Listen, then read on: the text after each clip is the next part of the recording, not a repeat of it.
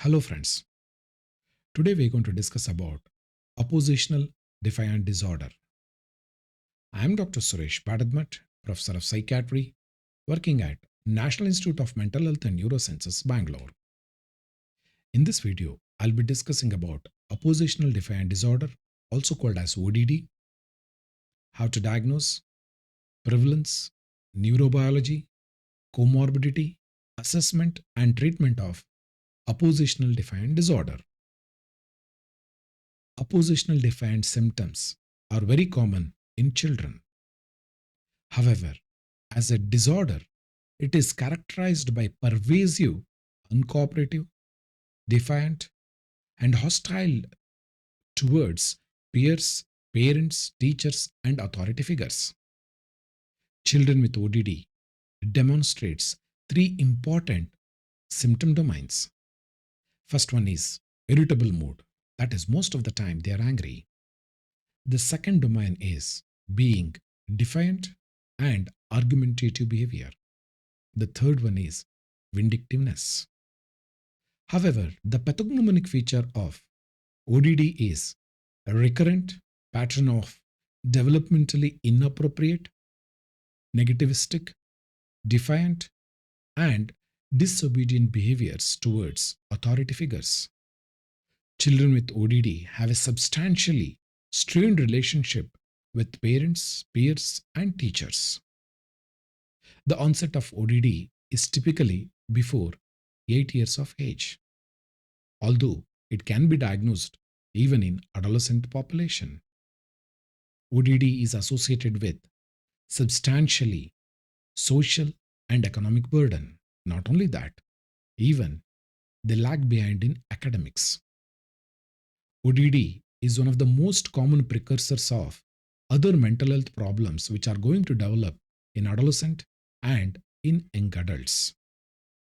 Let's understand how to diagnose ODD.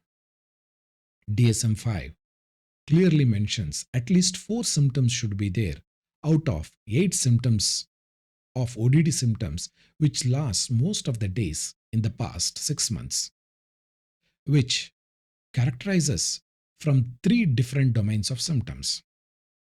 The first one is being irritable mood, second one is vindictiveness, third one is defiant behavior. Now let's look into the irritable mood. In the irritable mood, the patient should have often losing temper, being touchy or easily annoyed, often angry and resentful. Moving to the vindictiveness, they should be vindictive in the most of the time in the past 6 months. Defiant and argumentative domain. In this, the children often argue with authority figures or with any adults, often actively refuse or defy to comply with the requests from authority figures or with regard to rules, often deliberately annoy others, often blame others for their mistakes or misbehaviors. Out of these 8 symptoms, at least 4 should be there in the past 6 months. However, DSM 5 also talks about severity coding. If the symptoms are there in one setting, then it is mild. If it is at least in the 2 setting, it is called as moderate. If it is there more than 3 settings, it is called as severe. Setting means either the symptom domain is present at home, at school, at work, with peers, or in social situation.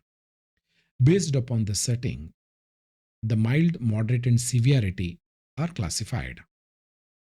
Now, again, to summarize, ODD should have 3 important symptom domain: irritable mood, defiant and argumentative, or vindictiveness. These are the 3 important domain. In this, at least 4 symptoms should be there in the past 6 months. However, the question is, how do we differentiate ODD symptoms with normal, a child who grows up and argumentatively behaves with the parents? To move away from normalcy, The children, especially who are having ODD, will invariably have a pervasive, recurrent, argumentative, defiant behavior. Whereas other children do have these symptoms, but they are triggered by various stimuli, such as being tired, upset, feverish, or hungry, tend to disobey or argue with parents or authority figures. That means it's specifically in certain situation only. Whereas in ODD, it is a pervasive pattern. Invariably, they are frequent, repetitive, and invariably defy the rules and also authority figures. ODD behaviors interferes with learning and social relationship. Very important is being repetitive, frequent, pervasive, invariably having impact on academic, social, and friends, authority figures defiant behavior. In normal situation, the kids may have in few odd days they may have ODD symptoms only very short period.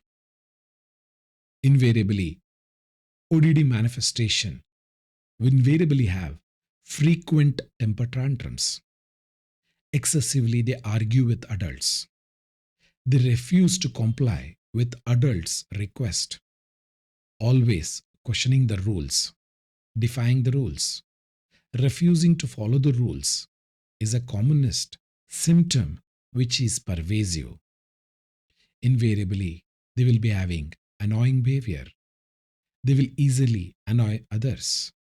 They will blame others for their mistake. They never acknowledge their fault.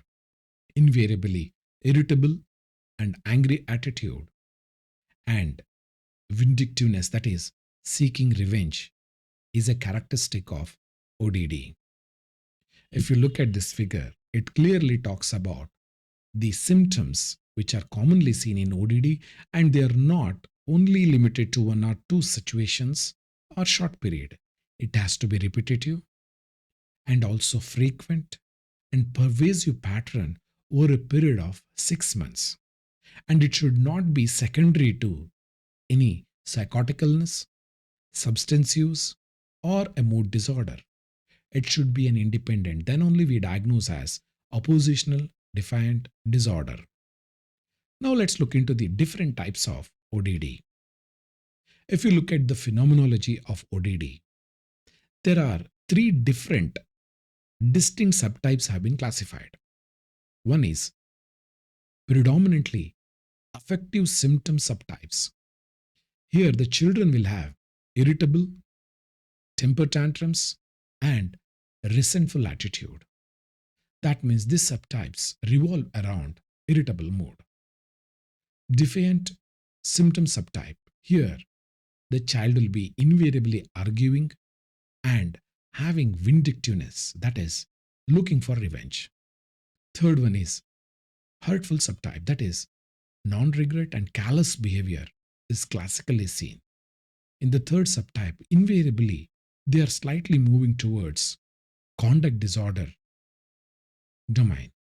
So these are the commonest three subtypes based upon phenomenology has been characterized.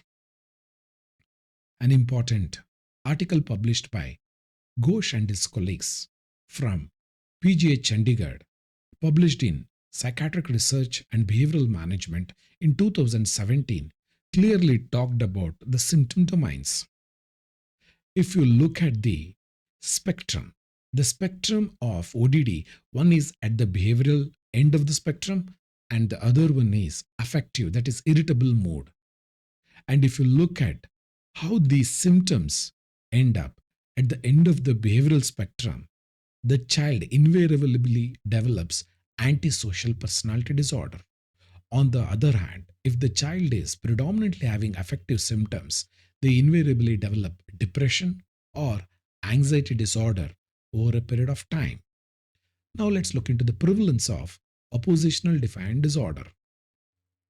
Various studies have clearly reported The prevalence of ODD varies between 2 to 11%. That is the range across various community studies. ODD is more common in pre-adolescent period, that is before the age of 8 years, and it is more common in males when compared to females. Symptoms remain relatively stable between the age of 5 and 10 years, and after that they decline slowly. Approximately 3% of the children meet the criteria of ODD as per DSM-4 diagnosis, that is, which is being used in various uh, community studies. However, the reason having 2 to 16 range of prevalence is the various instruments has been used based upon where the setting of assessment, what is the definition of caseness, whether a diagnostic schedule was used, whether the study was done in the community or in the school, who did the assessment. Based upon that, you can see the wide variation from 2 to 16% has been reported. However, the ODD should have impairment in social behavior, academic performance, that is below 2 standard deviation, and poor affective modulation, that means mood dysregulation is a characteristics which has to be there. That means, to summarize, the prevalence is 3%. Let's look into the neurobiology of oppositional defiant disorder. If you look at this diagram, again, this diagram is taken from Ghosh and his colleagues, published in 2017 from PGI Chandigarh. The ODD has both contribution of genetics and environment. If you look at the environment factors, there are two types again. The environmental factors, one is familial factors and the other one is non-familial, that is extrafamilial. With regard to familial factors, family psychopathology, poor parenting, poor disciplining practice, child maltreatment, child neglect, prenatal risk factor, single parenthood, family disharmony, low socioeconomic status, and poverty. If you look at the extra family, the child living in a poor condition, congested neighbor, peer influence, and peer rejection. If you look at the genetics, both behavioral genetics and gene identification has been found to be contributing to the development of ODD. That means it is the combination of both genetic and environment play an important role in the development of ODD. Further, Berkeley has proposed four-factor model of ODD which easily can be understood, and this four-factor model was proposed and published in his book called as A Clinician's Manual for Assessment and Parent Training in Defiant Children. Berkeley in 2013 spoke important four model characteristics. The first one is child characteristics. The child being negative temperament, having emotional dysregulation, mood disorder, ADHD, hyperactive and impulsive, can be a rockbed, fertile soil for development of ODD. Further, parental characteristics. Here, if the parents they themselves have ADHD, depression, mood disorder, early childbearing, unemployment, substance abuse, other medical illness and mental illness. That means child characteristics and parent characteristics both play a role. Further, social and disruptive parenting behavior. The disruptive parenting behavior invariably poor parenting, inconsistent disciplining, discrimination, becoming physically violent, highly critical, rejection sensitivity, and not spending time with the children. The fourth one being is social and ecological. Here, marital conflict, divorce, single parent, poor family support, low economic condition, in the background of crime in the neighborhood, peer pressure, all these will contribute for the development of defiant child behavior. It has both emotional component and social component. This is how the Berkeley has proposed. Now moving further, what are the comorbidities? Invariably, 30 to 40% of ODD do have comorbid other psychiatric diagnosis. Invariably, 30% of them have a comorbid ADHD, 20 to 30% have affective disorders such as depression and other anxiety disorder, 15 to 20% have selective learning disorders. In DSM 4, ODD and CD cannot be diagnosed together. Either you need to choose ODD. If the child has CD symptoms, you need to code under conduct disorder. Invariably, DSM 4 did not allow the diagnosis of both. If you look at this diagram, you can understand the comorbidities of oppositional defiant disorder. It has ADHD, depression, conduct disorder, autism spectrum disorder, auditory processing disorder, sensory processing disorder, tic disorder, Tourette syndrome, developmental disorder, anxiety disorder, learning disability, dyslexia, ADHD. All of these do present along with ODD.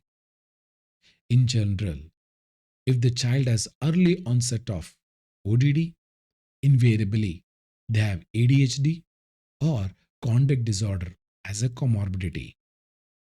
More severe is the ODD symptom, the poor prognosis in the long term. Invariably, early onset of ODD have a pathoplastic effect of development of personality. In the severe case, the child invariably will develop antisocial personality disorder in the long run. Now the question is how to differentiate between ODD and conduct disorder. Invariably, oppositional defiant disorder is characterized by deviant, negativistic, disobedient behavior towards authority figures. They are hostile, invariably revengeful. On the other hand, conduct disorder children invariably they know how to behave in the social situation. They may manipulate, they are aggressive, they violate the rights of the others, they destroy property, they engage in deceitful behavior, theft behavior, they directly involve in fight wherever they are going to gain something. So, my dear friends, invariably ODD do not violate the rights of the others. Whether in conduct disorder, they will violate the rights of the other. That means invariably they will be stealing, lying, cruelty towards animals and children, and invariably they do not have remorse. Children with CD behave well in a well monitored environment. Many a time, parents believe their children are the best. But over a period of time, they realize they are highly manipulative. Whereas ODD invariably argue with the parents and they are considered very difficult kids. Next question is how to differentiate ODD from ADHD. Invariably, ADHD is characterized by difficulty in organizing, poor attention span, craving for novelty, impulsive, hyperfocus at times, and invariably they do become very difficult to sit in one place. Whereas ODD invariably have revenge seeking, aggression, disregard to rules, argumentative with authorities. Many a time, they are uncooperative. Invariably, ADHD and ODD also share some common symptoms. Many a time, ADD, ADHD and ODD is very difficult to tease out because 40% of ODD do have ADHD as a comorbidity. Now let's look into the risk factors for ODD. Being male, living in urban, poor socioeconomic status, poverty, family history of conduct disorder, family history of mental illness, having other psychiatric disorders such as ADHD, substance use, parents using substance, dysfunctional family, history of traumatic events, being abused or neglected. These are the commonest high risk factors for the development of ODD. Now let's look into the assessment of ODD. First and the foremost, I index of suspicion is very essential. Good clinical history, mental status examination and observation of the child, detailed evaluation, invariably outpatient basis is more than enough. If you think there is multiple comorbidities, inpatient may be required. If you are a very experienced senior psychiatrist, you may require outpatient only. If you are an inexperienced psychiatrist, you may have to admit the child and observe. You need to collect collateral information from peers, academic achievements, school teachers' report, whether there is any law enforcement involvement. If there is conflict with law, ask for social investigation report, social background report, counselors' reports. Check information from siblings, relatives, and finally the parents. Invariably, ODD patients, the referral will be from the parents or from the school, very rarely from law enforcement agency. However, in conduct disorder, law enforcement agencies come into picture. When you do assessment, first you take a brief history from the parents and the child. After the brief history taking, talk to the child alone. What do they think? Why their parents have brought the child for the assessment? Look how the child speaks about his problem. Does the child have his insight or else does not speak at all? After engaging the child, talk to the parents alone. Once you get the full picture from the parents and the child, have a combined session with the parent and the child to know how severe the ODD symptoms. If you think there is a family's pathology like marital discord, severe domestic violence, please do consider referring the family for family assessment and family therapy. Invariably, if the child had a recent severe ODD behavior, focus on the recent ODD behavior. How severe was this ODD? Whether this oppositional defiant behavior was at home, whether it was at the school, social situation, or else when was it? How long it lasted? What was the antecedent? What was the behavior? What was the consequences? Once you gathered for the recent event, look for the other events where ODD behavior was characteristics. There are few structured assessment scales available for the assessment of ODD, but however, the gold standard is clinical assessment. So, my dear friends, please rely on clinical assessment for ODD. Let's look into the three important screening questions which should be asked either by a primary care physicians, nurses, teachers, or any healthcare workers. If any one of the three screening question is positive, then you need to refer to the psychiatrist assessment. If all the three questions are positive, there is high possibility the child is suffering from ODD.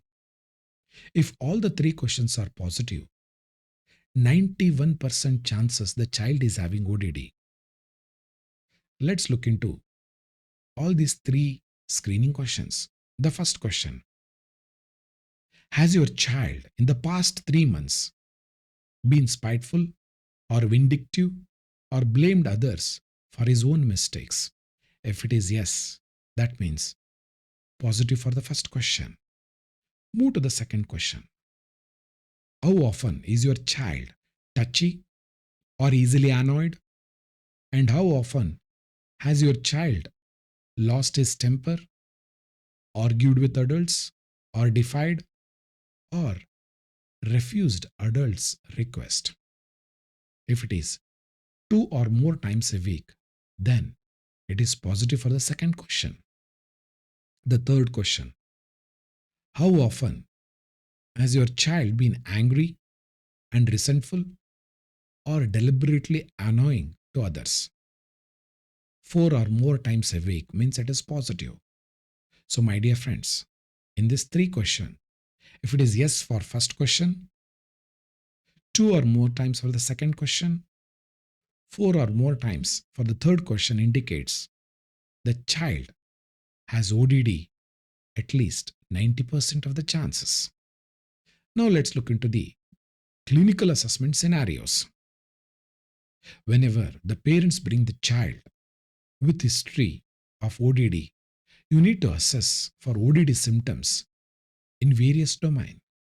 You need to probe the behaviors of the child in either at the home or in the public situation.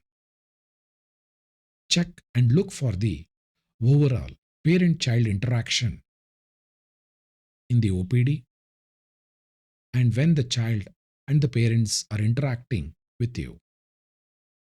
See the child when the child is playing alone, when the child is playing with other children, how the child behaves during the meal times. Ask for the information. Ask for the child's behavior when he is getting dressed or undressed. Ask for the parents with regard to child's bathing, washing clothes, and being clean and tidy. Check for the child's behavior when parent is on the telephone.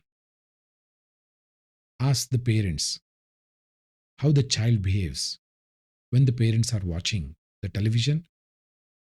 Ask for the parents how does the child behave when there is a visitor at home, or else how does the child behave when the child is taken to somebody else's house.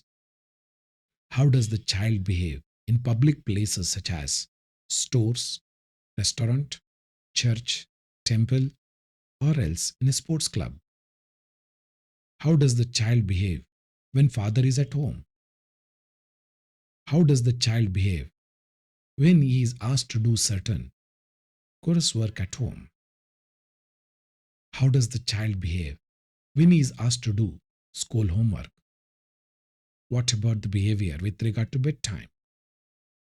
How does the child behave when the child is riding the car with the parents?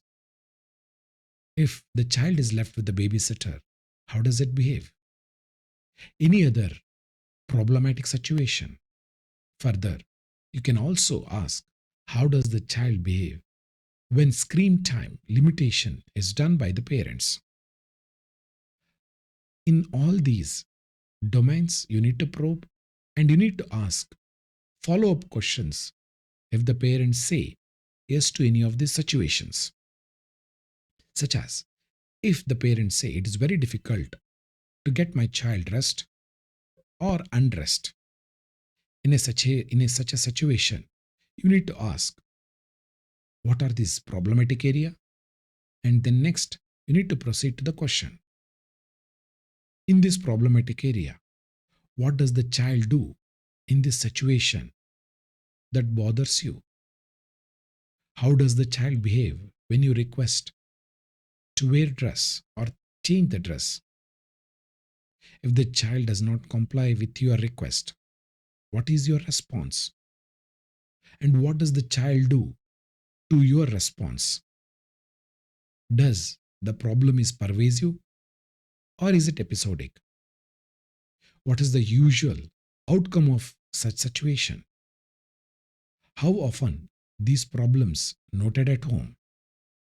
How do you feel as a parents about these problems?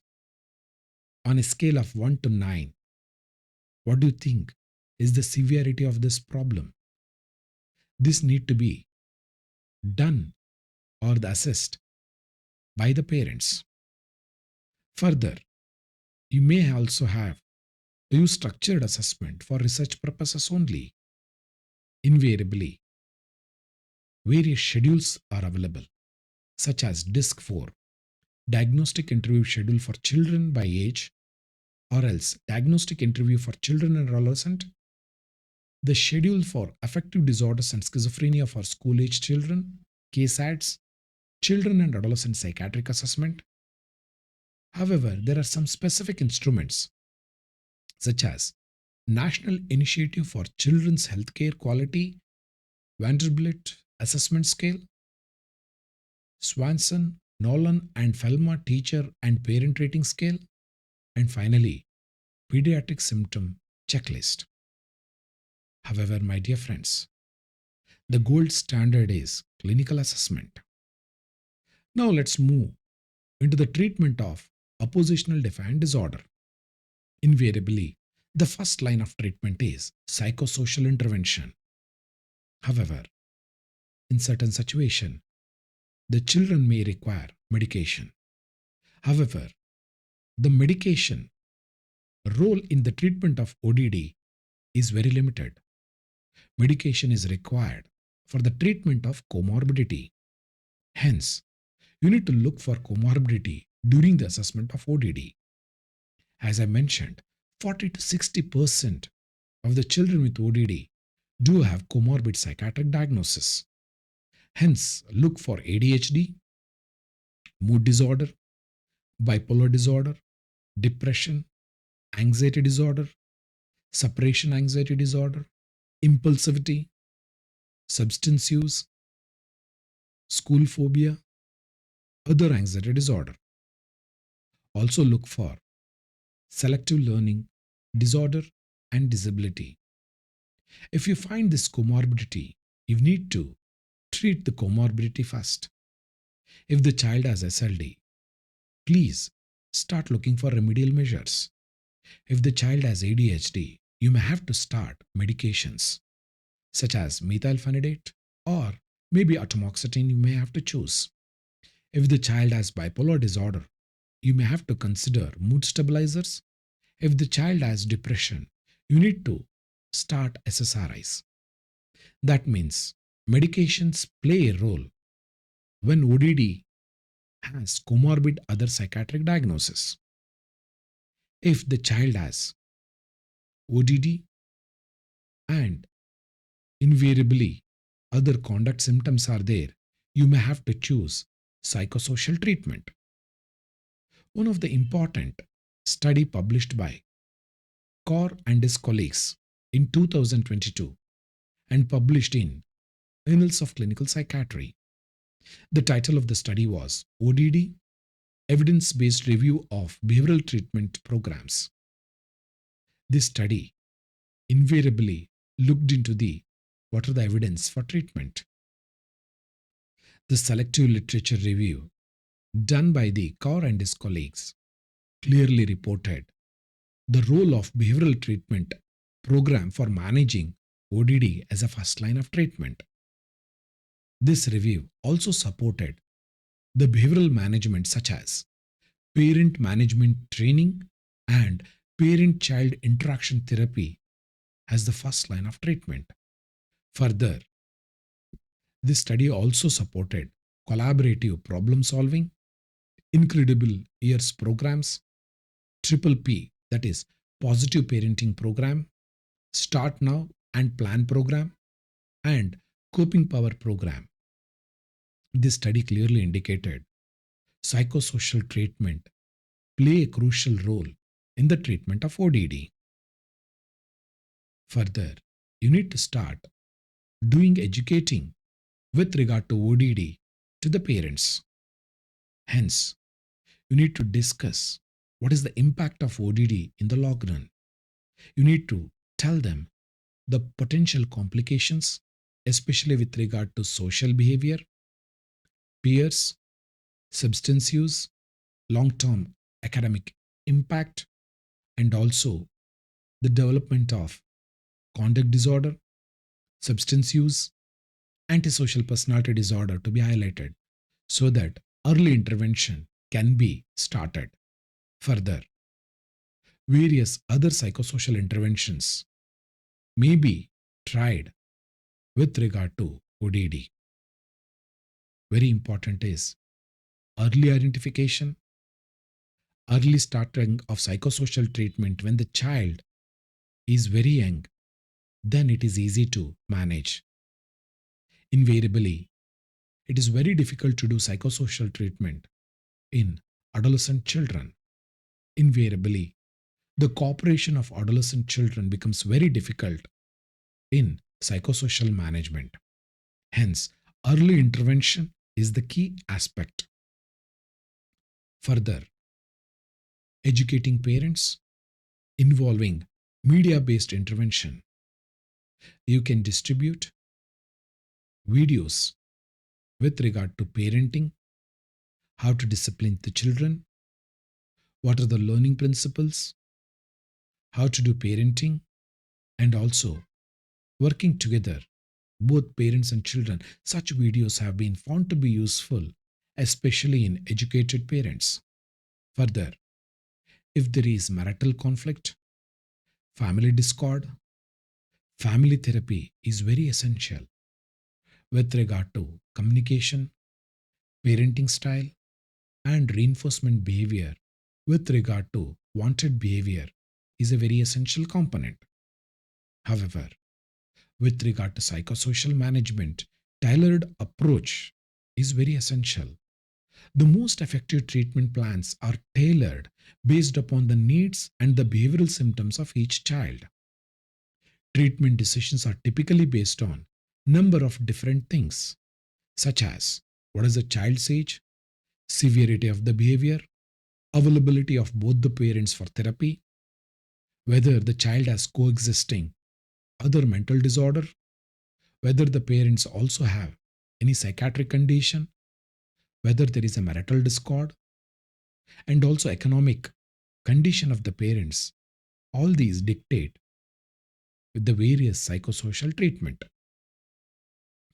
Family involvement is a key in the ODD treatment, especially involving both the parents and the child play a crucial role. In certain situations, you may have to involve teachers, school authorities, and if there are any other caregivers such as grandparents, they may also to be involved in psychosocial management.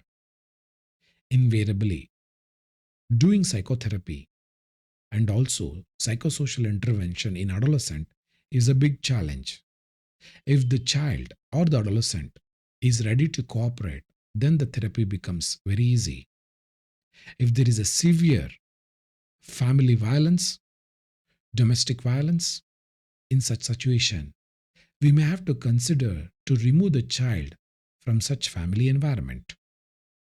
Behavioral therapies such as contingency management should be done, such as setting behavioral goals to monitor whether the child is achieving these goals, positive reinforcement, penalty for undesired behavior.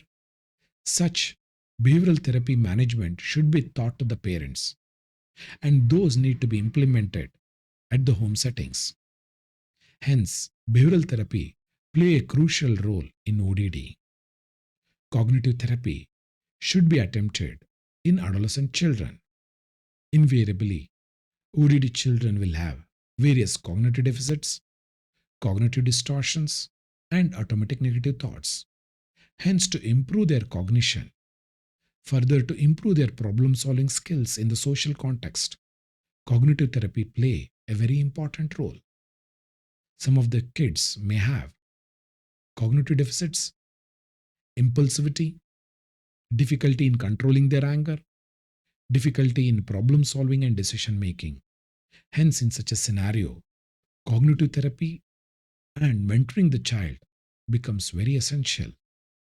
Further, another important parent management training therapy has been found to be useful, and there are many meta-analysis and reviews have done a separate video with regard to parent management training. Please check my YouTube channel for this parent management training video. Here in PMT, invariably therapist will teach parents the skills of developing and implementing a systematic contingency behavioral therapy management at home and in social situation. Further, PMT also focuses on improving the interaction between the parent and the child at home. It increases the possibility that the child will have pro-social behavior both at home and also at school and in social situation. Hence, behavioral therapy focusing on contingency management becomes an important tool in PMT. Further, collaborative problem solving, that is, both parents and child together solve the problems, conflicting situation, parent concerns, and child concern needs to be dealt. Hence, this intervention seeks to facilitate joint problem solving both by the parents and the child. Both parents should be involved, and consistency in parenting plays a crucial role in collaborative problem solving in ODD. Finally, parent child interaction therapy. I have done a separate video with regard to parent child interaction therapy. This is very useful in young children between 2 to 7 years old. Parent child interaction therapy is conducted through coaching sessions during the parents and a child are in a playroom while the therapist is observing the interaction between the parent and child in another room from one-way mirror. And through watching this, the therapist will give an audio feedback by wearing a bug in the parent's ear. Here, the live coaching of the parents occur. The therapist will guide the parents how to deal with the child during the play. This live coaching of the parents is very essential for the parents to develop a good parenting skills and also behavioral therapy skills.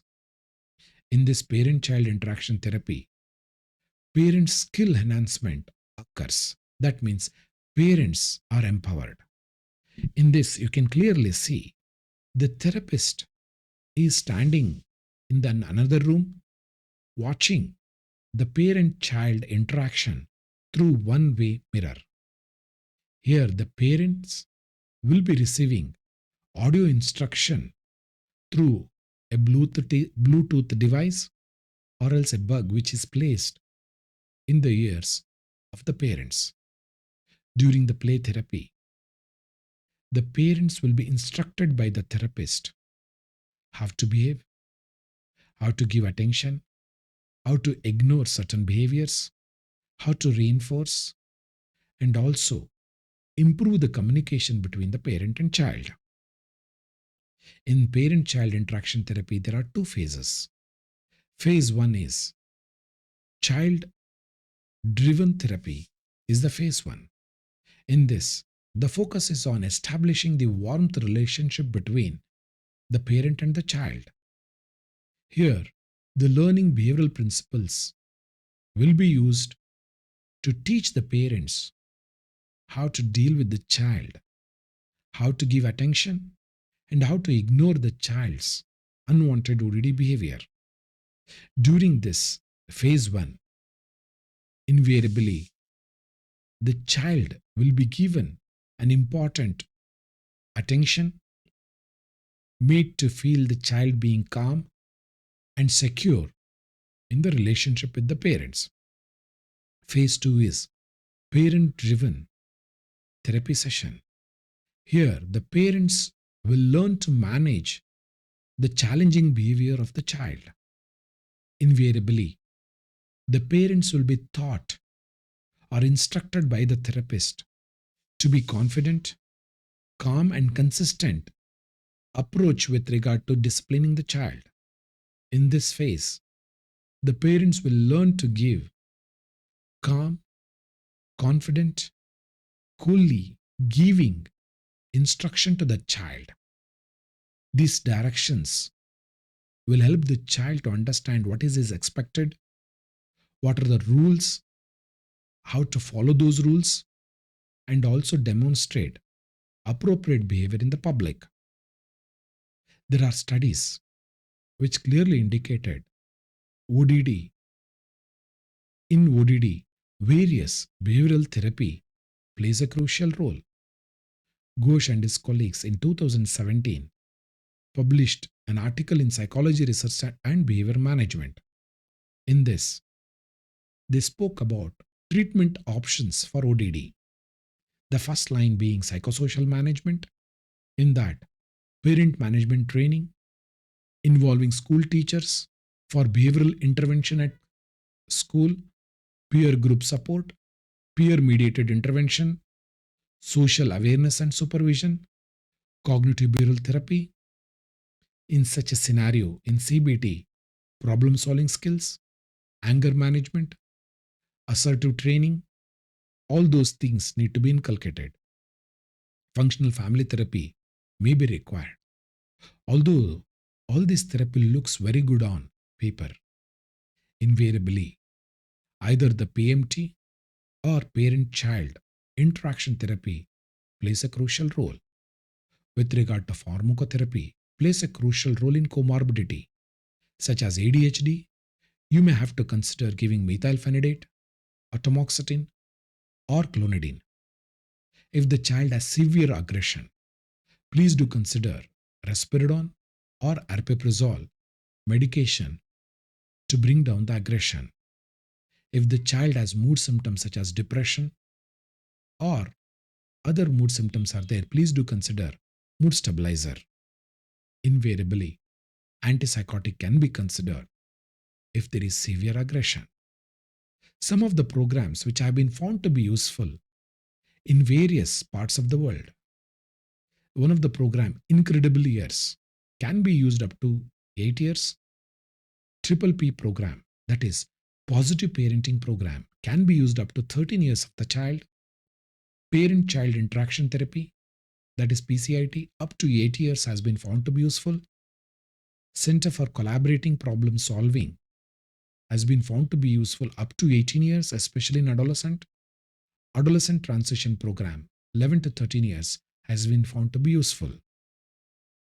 If you look at the course and outcome of ODD, various follow-up studies have found that approximately 67% of the children diagnosed with ODD who received treatment became symptom-free after 3 years.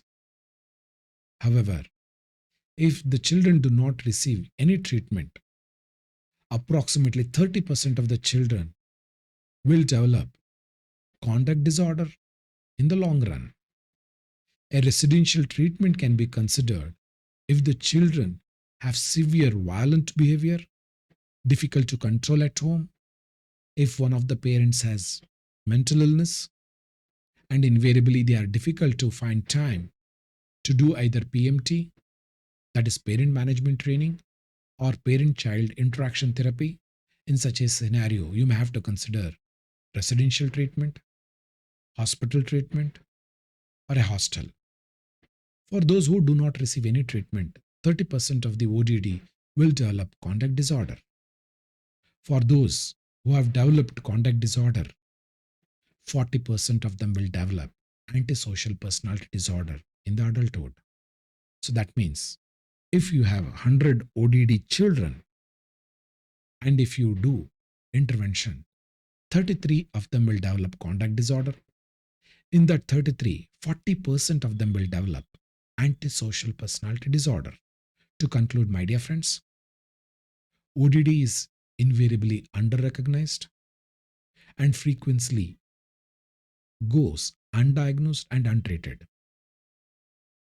Untreated ODD plays a huge burden on the society, on the family, and also to the nation at large. Invariably, children with ODD who develop CD and subsequently antisocial personality disorder invariably play a huge burden on the healthcare sector, social sector, judicial sector, and also on the correctional sector. Along with this, they will be a huge burden on the family and the community. 3% of the children suffer from ODD in the community. Psychosocial intervention is the first line of treatment. However, involvement of both the parents play a crucial role in behavioral therapy and psychosocial intervention. Invariably, when you do the assessment, please look for comorbidity and treat the comorbidity aggressively. And here are the some useful books which you need to read to know more about ODD and management of ODD. Thank you very much for giving your valuable time. Stay safe.